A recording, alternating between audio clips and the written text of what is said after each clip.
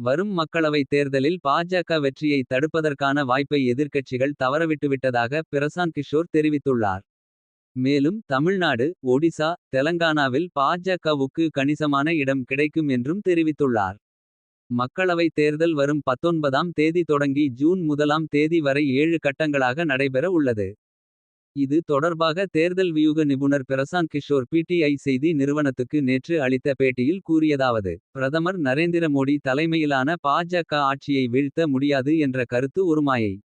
இப்போது தேசிய அளவில் பாஜக ஆதிக்கம் செலுத்தினாலும் அந்த கட்சியோ அல்லது பிரதமர் நரேந்திர மோடியோ வெல்ல முடியாதவர்கள் அல்ல. பாஜகவுக்கு பின்னடைவு ஏற்பட்ட போதெல்லாம் அந்த வாய்ப்பை பயன்படுத்திக் கொள்ள எதிர்க்கட்சிகள் குறிப்பாக காங்கிரஸ் கட்சி தவறிவிட்டது.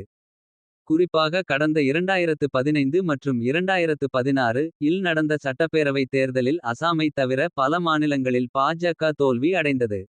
ஆனால் அதன் பிறகு பாஜக மீண்டு வருவதற்கு எதிர்க்கட்சிகள் அனுமதித்துவிட்டன.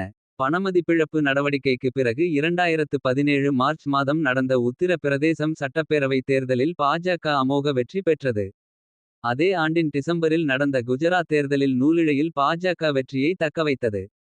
இதையடுத்து கடந்த 2018 டிசம்பரில் நடந்த மத்திய பிரதேசம், ராஜஸ்தான், சத்தீஸ்கர் சட்டப்பேரவை தேர்தல்களில் காங்கிரசிடம் பாஜக தோல்வி அடைந்தது. ஆனாலும் எதிர்க்கட்சிகள் தங்கள் வீடுகளுக்குள்ளேயே முடங்கி கிடந்ததால் இந்த முடிவுகள் வெளியான 5 மாதங்களுக்கு பிறகு 2019 இல் நடந்த மக்களவைத் தேர்தலில் பாஜக 2014 இல் பெற்றதை விட மிகப்பெரிய வெற்றியை பெற்றது. 2020ஆம் ஆண்டு கரோனா பெருந்தொற்று பரவியது. அதன் பிறகு 2021 இல் நடந்த மேற்கு வங்க சட்டப்பேரவை தேர்தலில் திரிணமூல் காங்கிரசிடம் பாஜக தோல்வி அடைந்தது. இப்படி பாஜகவின் தொடர் வெற்றியை தடுப்பதற்கு கிடைத்த வாய்ப்பை எல்லாம் எதிர்க்கட்சிகள் தொடர்ந்து தவறவிட்டு வருகின்றன. கிரிக்கெட் போட்டியில் பீல்டர்கள் கேட்சை தவறவிட்டால் சிறந்த பேட்ஸ்மேனாக இருப்பவர் சதம் அடிக்கத்தான் செய்வார். இதுபோன்றதுதான் அரசியலும். மக்களவைத் தேர்தலில் பாஜக வலுவாக உள்ள வடக்கு மற்றும் மேற்கு இந்தியாவில் அக்கட்சியை 100 இடங்களிலாவது இந்தியா கூட்டணியினர் தோற்கடிக்க வேண்டியது அவசியம்.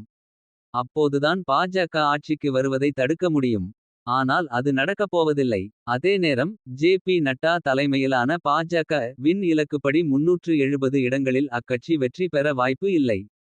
ஆனால் 300 இடங்களில் வெற்றி பெற வாய்ப்பு உள்ளது. மேலும் பாஜக வலுவாக இல்லாவிட்டாலும் சமீப காலமாக வளர்ந்து வரும் ஒடிசா, தமிழ்நாடு, தெலங்கானா மற்றும் மேற்கு வங்கத்தில் இந்த முறை அக்கட்சிக்கு கூடுதல் இடங்கள் கிடைக்கும். இவ்வாறு அவர் தெரிவித்தார்.